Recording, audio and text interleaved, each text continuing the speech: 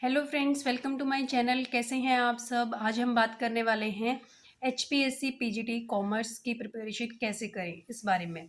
तो देखिए, जो पीजीटी कॉमर्स के लिए प्रिपेयर कर रहे हैं उनको मैं स्पेशली ये बताऊंगी कि आपको अपने सब्जेक्ट को कैसे कवर करना है, क्योंकि हमने नोटिफिकेशन में देख भी लिया, प्रीलिम्स में भी 80% सब्जेक्ट की वेटेज है। तो सब्जेक्ट बहुत इंपॉर्टेंट है रादर देन जो कॉमन पोर्शन है।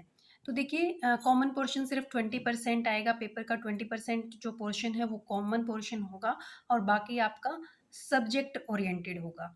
तो यहाँ पे हम जो सिलेबस है उसका कोई भी पोर्शन मिस नहीं कर सकते। हमें सिलेबस का हर एक पार्ट अच्छे से आना चाहिए। तो उसके लिए सबसे पहले आपको क्या करना है, 11th-12th की जो एनसीईआरटी की बुक है बिजनेस स्टडीज़ की और अकाउंट्स की, आपको वो बहुत अच्छे से कवर करनी है।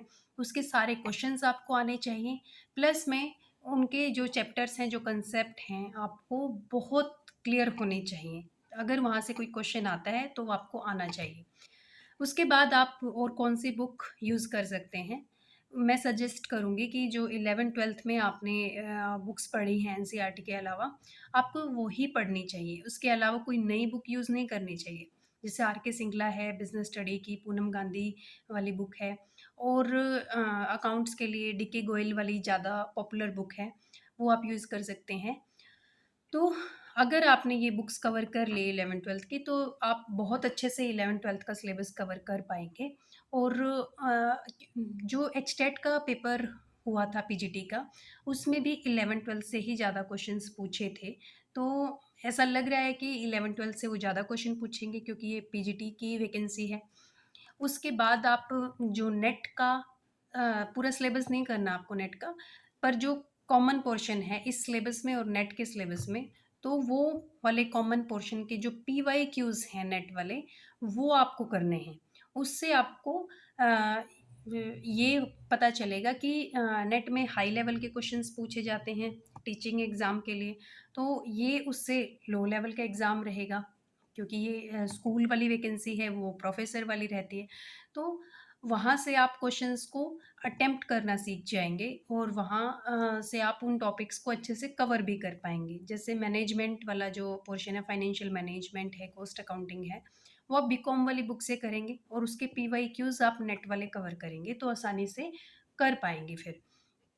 और आपको प्रैक्टिस के लिए भी क्वेश्चंस चाहिए, तो नेट वाले क्वेश्चंस ही हैं जो बेस्ट रहेंगे इस टाइम पे, जो आप ज़्यादा से ज़्यादा प्रैक्टिस भी कर सकते हैं। और प्रीलिम्स है वो ऑब्जेक्टिव टाइप होगा, तो वो ऑब्जेक्टिव टाइप क्वेश्चंस की आपको प्रैक्टिस भी हो जाएगी। और क्योंकि इसमें नेगेटिव मार्किंग भी है, तो आप ऐसा नहीं कर सकते कि सभी क्वेश्चंस में तुक्का मार के आ गए।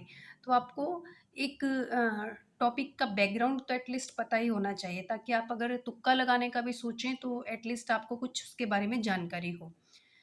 तो कॉमर्स का सिलेबस आप एनसीईआरटी प्लस बीकॉम की जो बुक्स हैं वहाँ से कर सकते हैं। और क्वेश्चन अगर प्रैक्टिस करने हैं तो मैं यही बोलूँगी कि एनटीए नेट वाले क्वेश्चंस को आप प्रैक्टिस करें। एटलीस्ट 5 इयर्स के तो आपको करने ही चाहिए, अगर उससे ज़्यादा आप कर सकते हैं तो अच्छा है।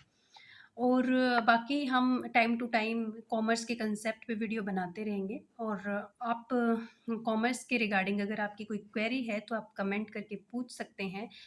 और वीडियो पसंद आए तो लाइक करें, शेयर करें और हमारे चैनल से जुड़े रहने के लिए हमारे चैनल को सब्सक्राइब करें। Thank you very much.